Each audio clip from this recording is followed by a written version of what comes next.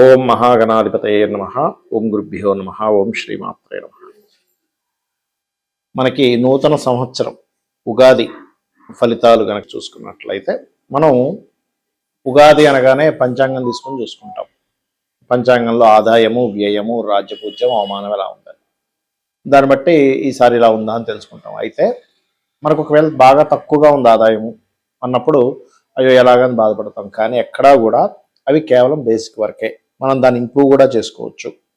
ఈ సంవత్సరం ఎలా ఉండబోతుంది, అలాగే నవనాయక ఫలితాలు ఏమిటి, మీకు ఏ విషయాల్లో ఎటువంటి జాగ్రత్తలు తీసుకోవాలి అనేటువంటి అంశాలు చెప్తుంది నేనైనప్పటికీ చెప్పిస్తుంది ఈ సాక్షాత్ లలిత అమ్మవారిగా భావిస్తూ ఆ లలితాంబిక అమ్మవారి యొక్క అనుగ్రహం మీకు పరిపూర్ణంగా కలగాలని మనస్ఫూర్తిగా కోరుకుంటూ, తులవారికి కనుక చూసుకున్నట్లయితే ఈ సంవత్సరం ఆదాయ వ్యయాలు, రాజ్యపూజ అవమానాలు మరియు గ్రహస్థితి ఏ విధంగా ఉంది, నవనాయకుల యొక్క స్థితిగతుల వల్ల దేశకాల పరిస్థితులు ఎలా ఉండబోతున్నాయి అనేటువంటి అంశాలు చెప్తుంది నేనైనప్పటికీ చెప్పిస్తుంది సాక్షాత్ లలిత అమ్మవారిగా భావిస్తూ ఆ లలితాంబిక అమ్మవారి యొక్క అనుగ్రహం మీకు పరిపూర్ణంగా కలగాలని మనస్ఫూర్తిగా కోరుకుంటూ, ఈ సంవత్సరం తులవారికి కనుక చూసుకుంటే ఆదాయ వ్యయాలు ఆదాయం 5, వ్యయం 14గా ఉంది. అంటే ఏమిటండి, ఒక 5 లక్షలు సంపాదిస్తే సంవత్సరం మొత్తం కలిగితే 14 లక్షలు ఖర్చు. అంటే దాన్ని మార్చుకోవచ్చు, ఏమి టెన్షన్ పడకండి, పంచాంగం చూసి ఓ బెంబేలు ఎత్తుకోకండి. అలాగే రాజ్యపూజ్యం 6, అవమానం 3. అంటే మెచ్చుకునే వాళ్ళ సంఖ్య ఎక్కువే ఉంది కాబట్టి దీని గురించి టెన్షన్ పడక్కర్లేదు. ఇప్పుడు మనం ఆదాయ వ్యయాల యొక్క బ్యాలెన్స్ ఎలా చేసుకోవాలో తెలుసుకుందాం. ఆదాయం 2వ స్థానంలో ఉంటే వ్యయం 12వ స్థానంలో ఉంటుంది. కాబట్టి ఇక్కడ గ్రహస్థితి ఆదాయానికి ఏమైనా సపోర్ట్ చేస్తుందా అంటే జూన్ నుంచి సపోర్ట్ చేస్తుంది. ఎప్పుడైతే గురువు ఇక్కడికి వస్తాడో 2వ స్థానాన్ని చూస్తాడు.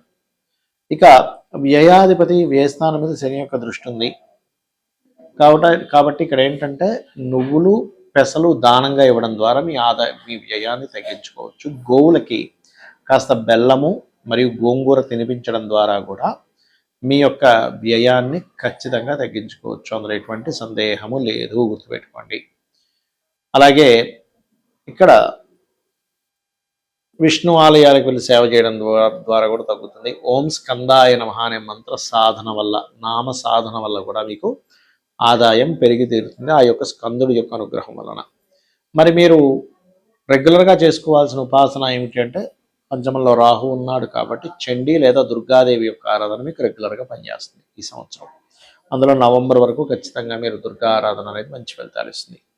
ఇక మీకు ఫైనాన్షియల్గా కనుక చూసుకుంటే ఇక్కడ ముఖ్యంగా లగ్నం నుంచి, రాశి నుంచి కానీ లగ్నం నుంచి కానీ 6లో శని ఉండడం అనేటువంటిది శత్రువుపై జయాన్ని ఇస్తుంది. ఫైనాన్షియల్ గ్రోత్ అనేటువంటిది మీకు ఖచ్చితంగా జూన్ నుంచి ఇంప్రూవ్మెంట్స్ అనేటువంటివి ఉన్నాయి.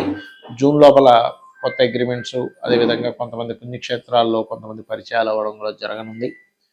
అదేవిధంగా కాస్త విదేశాలకు వెళ్ళి అక్కడ ఏదైనా చదువుకోవాలి, అక్కడ ఏదైనా ఎడ్యుకేషన్ పరంగా మంచి స్టేజ్కి వెళ్ళాలి, విదేశాలకు వెళ్ళి అక్కడ ఏదైనా హైయర్ ఎడ్యుకేషన్ కంప్లీట్ చేసుకోవాలనుకునేటువంటి వారికి నవంబర్ నుంచి అనుకూలత బాగుంది. ఆ యొక్క ప్రాంతాల్లో PR కోసం కానివ్వండి, అక్కడ ఏదైనా మీరు గృహం నిర్మాణం, గృహం కట్టుకోవడం, గృహం ఇట్లాంటి విషయాల్లో కూడా అనుకూలత ఉంది చెప్పాలంటే. ఇక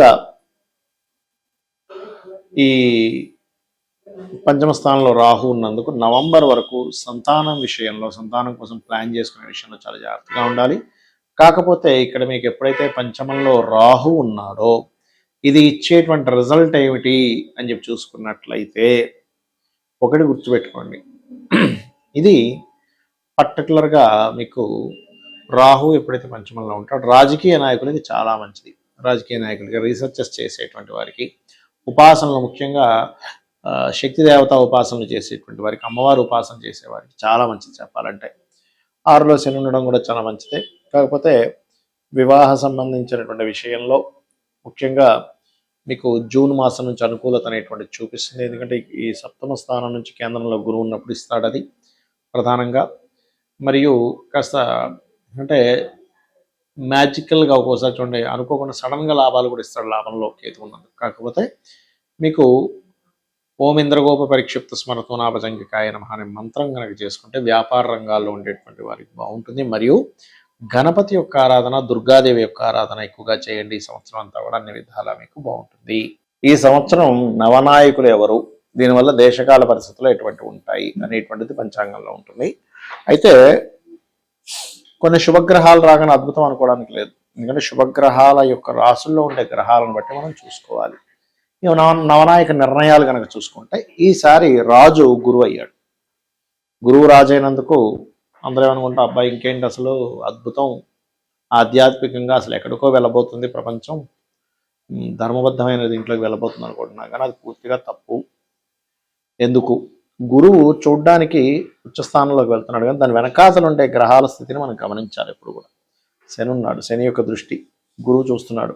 శని యొక్క రాశిలో రాహు, ఇది చూడ్డానికి అక్కడ గురువు ఉన్నాడు కానీ శని రాహు ఎనర్జీస్తో ఉన్నాడు. దీనివల్ల ఏంటంటే మనం గతంలో ఆల్రెడీ ఈ శని ఇక్కడ ఎంటర్ అయినప్పుడే చెప్పాం, లాస్ట్ ఇయరే, పీఠాధిపతులకి ఇబ్బంది, సనాతన ధర్మ సంబంధించిన విషయాలకి ఇబ్బంది, ఆధ్యాత్మిక మార్గాల్లో గురుస్థానాల్లో ఉండేటువంటి వారు చాలా జాగ్రత్తగా మాట్లాడాలి, చాలా జాగ్రత్తగా ఉండాలి. వాళ్ళకు కూడా కొంతవరకు ఎక్కడో దగ్గర ఏదో రూపంలో లీక్ అవుతుంటాయి కొన్ని విషయాలు, దాని మూలంగా కూడా ఇబ్బంది అనేటువంటిది ఉంటుంది అనేటువంటి చెప్పడం జరిగింది. అయితే ఇది మరి ఈ సంవత్సరం కూడా కంటిన్యూ అవుతుందా? కాబట్టి కంటిన్యూ అవుతుంది, కాబట్టి చాలా చాలా చాలా కేర్గా ఉండాలి. ఏది ముఖ్యంగా పీఠాధిపతులు, ఆధ్యాత్మిక రంగాల్లో ఉండేటువంటి వారు, సాధనలు చేసుకునేటువంటి వారు, అంటే ఎక్కడో వీళ్ళ తప్పు లేకపోయినా ఏదో ఒక పుకారు, వీళ్ళ మీద ఒక బురద జల్లేటువంటి ప్రయత్నం, లేదా వీళ్ళే ఏదో తప్ప ఒక మాట అనడం, అలా అనమాట. ఒక మాయలాగా నడుస్తూ ఉంటుంది అంతా కూడా, ఎప్పుడు ఏం జరుగుతుందో తెలియదు అన్నట్టుగా ఉంటుంది. మరి దీనికి ఏమిటండి పరిహారం? సింపుల్, ఏమి లేదు. గురువు శని రాహువుల చేత ప్రభావితం అవుతున్నాడు కాబట్టి అందరూ కూడా శని రాహు గ్రహాల దగ్గర దీపారాధన చేయండి. లేదంటే ఇంకొంచెం ఏమైనా చేసుకోగలమా, హోమాలకు ఎక్కువ అటెండ్ అవ్వండి. అలాగే కొంచెం ఈ గురువు అలా ఉన్నప్పుడు ఏమవుతుందంటే సెక్యులర్ భావాలు బాగా విపరీతంగా పెరుగుతాయి సొసైటీలో. సెక్యులర్ భావాలు చాలా అది తప్పని నేను చెప్పట్లే, అది ఆ సెక్యులర్ భావాల రూపంలో మాయలు జరుగుతాయి. గుర్తుపెట్టుకోండి, సెక్యులరిజం అనేటువంటిది అందరూ సమానంగా ఉండాలి, అందరూ ఒకే దీంట్లో ఉండాలన్నది చాలా మంచిది. కానీ ఆ రూపంలో, ఆ మాయలో, ఆ యొక్క విషయంలో నేను సెక్యులర్ సంబంధంగా మేము మంచి చెప్తున్నాం అనే దాంట్లో కుట్రలు కూడా ఉంటాయి. ఇది జరగబోయేది, గుర్తుపెట్టుకోండి. ఇక ఈసారి మంత్రి కుజుడయ్యాడు. మంత్రి కుజుడున్నప్పుడు ఎలా ఉంటుందంటే, కుజుడు అంటే ఫైటింగ్, అంటే ఎంతసేపు ఆలోచన ఎలా వెళ్తుందంటే ఈ సంవత్సరం అంతా కూడా ఏదైనా కొంచెం చిన్నది అవ్వగానే ఏముంది వేసేద్దాం, బాంబు వేసేద్దాం. అదేదో సినిమా కొన్ని ఉంటాయి చూడండి, గన్ పట్టుకొని వాడిని వేసేస్తాను, ఇది వేసేస్తాను. మంత్రి అయినప్పుడు ఆలోచన విధానం అంతా కూడా బాంబు వేసేస్తే అయిపోతుందిగా, కొంతమందిని పంపించి పేల్ చేస్తే అయిపోతుందిగా, కొంతమందిని అక్కడ అటాక్ చేస్తే అయిపోతుందిగా, ఈ రకంగా ఉంటుంది. అంటే ఏదైనా సరే నిర్ణయం అనేటువంటిది యుద్ధ సంబంధంగానే ఉంటుంది, కానీ సామరస్యంగా కూర్చొని మాట్లాడుకుందాం అనేటువంటి స్థితిలో ఉండదు మంత్రి కనుక కుజుడైనప్పుడు, గుర్తుపెట్టుకోండి. ఇక సైన్యాధిపతి చంద్రుడయ్యాడు. ఇక్కడేమో మంత్రి కుజుడయ్యాడు, సైన్యాధిపతి చంద్రుడయ్యాడు. చంద్రుడు అన్నప్పుడు ఏంటంటే చిన్నపిల్లల తత్వం. అంటే ఏమిటి? ఈ యుద్ధ సంబంధించిన విషయంలో అనుకోండి, సెక్యూరిటీ సంబంధించిన విషయంలో అనుకోండి, చంద్రుడు చంచల కారకుడు. అప్పుడే ఒక రకమైన దీంట్లో ఏది చిన్నపిల్లలు లాంటి నిర్ణయాలు తీసుకుంటున్నారేంటి ఈ సైన్యము, లేకపోతే ఈ ఆర్మీ, ఈ టెర్రరిస్టులను, ఏదైనా అనుకోండి, చిన్నపిల్లల్లా ప్రవర్తిస్తున్నారేమిటి అనేటువంటి భావన మనకు కలుగుతుంది ఈ విశ్వవసు నామ సంవత్సరంలో. మన ఈ పరాభావ నామ సంవత్సరంలో విశ్వవసు అయిపోయి పరాభావం రాబోతుంది కాబట్టి చెప్తున్నా. ఆల్రెడీ విశ్వవసు నామ సంవత్సరంలో దాని ప్రభావం వచ్చేసింది, ఎందుకంటే గురువు రాశుల్లో ఉండే శని రాహుల వల్ల. రైట్. ఇక సస్యాధిపతి అంటే కాప్స్, మనకి శని అయ్యాడు ఈసారి. ఏమిటండి మరి శని అయితే మరి పంటలు పండుతాయా, పండవా అంటే వర్షాలు చక్కగా పడతాయని ఉంది. ఎందుకు అంటే మేఘాధిపతి చూసుకున్నట్లయితే చంద్రుడు అయ్యాడు కాబట్టి వర్షాలు చక్కగా పండుతాయి. రసాధిపతి రవి అయ్యాడు కాబట్టి. అయితే ఇక్కడ మనకి ఎప్పుడైతే శస్యాధిపతి శని అయ్యాడో లాంగ్ టర్మ్ క్రాప్స్ ఉంటాయి సార్, వాటికి బాగుంటుంది. మిగతా విషయాలకి ఈ శని అయినందుకు కాప్స్కి కాస్త రైతులకి ఒక్కోసారి, ఎందుకంటే శని మీనరాశిలో ఉన్నాడు కాబట్టి, గురువు యొక్క రాశుల్లో ఉన్నాడు కాబట్టి కొన్ని అబ్నార్మల్గా పెరిగేవి. అంటే అలాగా ఇంత గుమ్మడికాయ రావాల్సిందే ఇంత గుమ్మడికాయ రావడం, లేకపోతే వస్తే డబల్ పంట ఒక రైతుకి, లేదంటే అసలు ఏమీ పండకుండా ఉండడం. ఒక విచిత్రమైనటువంటి విషయాలు మనం చూస్తాం కాప్స్లో. అలాగే కాప్స్ సంబంధించిన విషయంలో కొన్ని ఆర్గానిక్ ఫార్మింగ్ రిలేటెడ్ సంబంధించిన బాగా ఎక్కువగా పెరుగుతాయి కాప్స్. ఎందుకంటే ఆరోగ్యం చాలా ముఖ్యము. ఈ ఆర్గానిక్ ముసుగులో కూడా కొంతమంది ఆర్గానిక్ చేయకపోయినా ఆర్గానిక్ చేస్తున్నాము అనేటువంటి దీన్ని కాస్త తీసుకెళ్తూ ఉంటారు, గుర్తుపెట్టుకోండి. కాబట్టి ఇంకోటి ఏంటి, ఈ సైన్యాధిపతి చంద్రుడు అయినందుకు చంద్రరాశిలో గురువు ఉంటూ ఈ శని రాహుల యొక్క ప్రభావం ఉన్నందుకు కొన్ని దేశాల మీద కొన్ని దేశాలు అప్పుడు నాగసాకి, హీరోషిమా నాగసాకి మీద వేసినటువంటి వాటిని ప్రయోగించే ప్రయత్నం చేయడము, అలాంటి కొన్ని సంఘటనలు జరగడము అనేటువంటిది ఖచ్చితంగా చూపిస్తుంది. రైట్.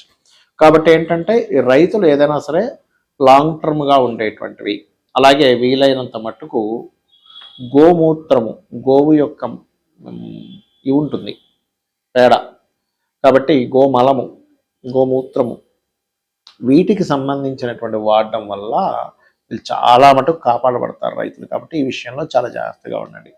లాంగ్ టర్మ్ క్రాప్స్ మీద ఏది చేయండి. ఇక ధాన్యాధిపతి బుధుడయ్యాడు. బుధుడైతే ఎలా ఉంటుందంటే ధాన్యం యొక్క బిజినెస్లు బాగా పెరుగుతాయి. అంటే సాఫ్ట్వేర్ కంపెనీస్లో ఇప్పుడు ఎవరెవరైతే జాబులు చేస్తున్నారో ఇవన్నీ కాదు, మనం ఒక పొలం కొనుక్కుందాం, మనం చక్కగా పంట వేసుకుందాం. మీరు చూస్తూ ఉండండి, ఇప్పుడు ఈ హైదరాబాద్ చుట్టుపక్కల ప్రాంతాల్లో భూములు ఆగిపోయాను అనుకుంటేది భూముల రేట్లు విపరీతంగా పెరుగుతాయి. మీకు రాబోయే 3 ఇయర్స్లో మీరు అసలు ప్రిడిక్ట్ చేయలేరు. రాబోయే 3 సంవత్సరాలు అన్ప్రెడిక్టబుల్. ఏమిటి అసలు మనం 3 కోట్లకు వస్తుంది అనుకున్నాం, ఇప్పుడు నేను 30 కోట్లు చెప్తున్నారేంటి అనే స్టేజ్కి వెళ్ళబోతుంది రాబోయే 3-4 సంవత్సరాల్లో. కాబట్టి దయచేసి మీకు 4 డబ్బులు ఉంటే భూమి కొనుక్కోండి, నా మాట వినండి. అబ్నార్మల్గా పెరగనుంది, అబ్నార్మల్గా. ఇవాళ అయితే మనం లాస్ట్ టైం సిల్వర్ అబ్నార్మల్గా పెరుగుతుందని చెప్పుకున్నాం ప్రిడిక్షన్స్లో ఒక 6 నెలల క్రితం. అలాగే సిల్వర్ ఎలా అయితే పెరిగిందో ఈ భూములు కూడా అబ్నార్మల్గా పెరగనున్నాయి. ఫ్లయింగ్ కార్స్ రానున్నాయి ఫ్యూచర్లో. కాబట్టి ఎక్కడ ఉన్నా సరే మనిషి ఒకటే అయిపోతుంది.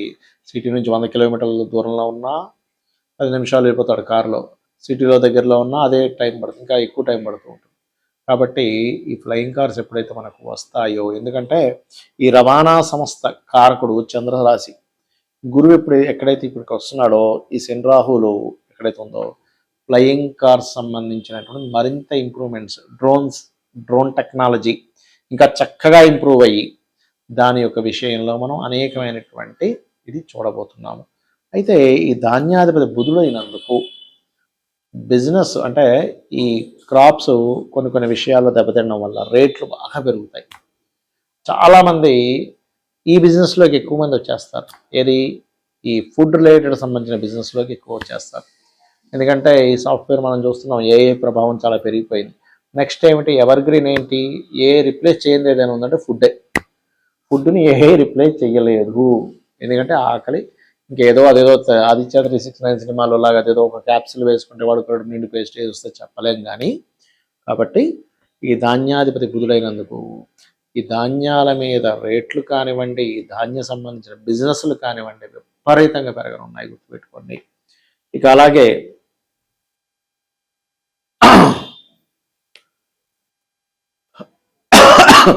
అర్ఘ్యాధిపతి చంద్రుడు అయితే వర్షాలకు సంబంధించినటువంటిది. సో వర్షాల యొక్క స్థితిగతులు ఎలా ఉంటాయి, బాగానే పడతాయి. అందులో ప్రధానంగా మీకు ఈ వర్ష సంబంధించినటువంటివి కొంచెం లాంగ్ టర్మ్ వర్షాలు. అంటే ఏంటి, ఒక రోజులో ఆగిపోదు, రోజుల తరబడి వర్షాలు కురుస్తుంటాయి చూసారా, అటువంటి వర్షాలు మనం ఈ సంవత్సరం చూస్తాము. అంటే ఏమిటి, ఏదో ఒక రోజు 2 రోజులు పోవడం కదా, 1 రోజులు ముసురు పట్టిందండి, 10 రోజులు ముసురు పట్టింది, 15 రోజులు ముసురు పట్టింది. అయ్యి బాబా ఏమిటిది, ఎందుకు ఇలాగ జరుగుతుంది, దీనికి రీజన్ ఏమిటి? అర్ఘ్యాధిపతి ఆ రోజున్నటువంటి గ్రహస్థితి ఏదైతే ఉందో అది మనం చూస్తాము, గుర్తుపెట్టుకోండి. ఈ విషయం బాగా గుర్తుపెట్టుకోండి. రోజుల తరబడి ఉంది ఏమిటండి ఇది, నాకు అర్థం కాదు, వర్షం అంటూ ఉంటాం. అలా రోజుల తరబడి వర్షం కురిసినటువంటి రోజులు మనం చూడబోతున్నాం. ఇక మేఘాధిపతి కూడా చంద్రుడు అయ్యాడు. చంద్రుడు మేఘాధిపతి అయితే ఏమవుతుందంటే, బాగా ఎండ ఉందండి, సడన్గా మేఘాలు వచ్చేస్తాయి. సడన్గా ఇంత మేఘాలు ఉన్నాయి కదా, ఇంక పెద్ద వర్షం రాబోతున్నాయి కదా, సడన్ మొత్తం మేఘాలను వెళ్ళిపోతాయి. అంటే చరకారకుడితో మేఘాధిపతి కనెక్ట్ అయ్యాడు. చరకారకుడితో కనెక్ట్ అయినప్పుడు ఏమైపోతుందంటే, ఇంకేంటి అసలు 4 రోజులు అసలు వార్తల్లో చెప్పేశారు, ఇంకెటు వెళ్ళడానికి వీళ్ళు లేదనగానే మొత్తం మేఘాలు వెళ్ళిపోతాయి. అసలు విపరీతమైన ఎండలు ఉన్నాయండి, ఏమిటంటే అర్థం కావట్లేదు, మేఘాలు వచ్చి వర్షం పడిపోతాయి, అలా ఉంటుంది మేఘాధిపతి చంద్రుడు అయినప్పుడు. ఇక అదేవిధంగా రసాధిపతి రసాధిపతి రవి అయ్యాడు, గుర్తుపెట్టుకోండి. రసాధిపతి రవి అయినందుకు ముఖ్యంగా చాలా మంచి విషయాలు సొసైటీలో ఒక సిస్టమేటిక్ ఫామ్ అయ్యేటువంటి విషయాలు కూడా జరగనున్నాయి అనే విషయం గుర్తుపెట్టుకోండి. అలాగే నీరసాధిపతి గురువు అయ్యాడు మళ్ళీ, అంటే రాజు గురువు, నీరసాధిపతి గురువు.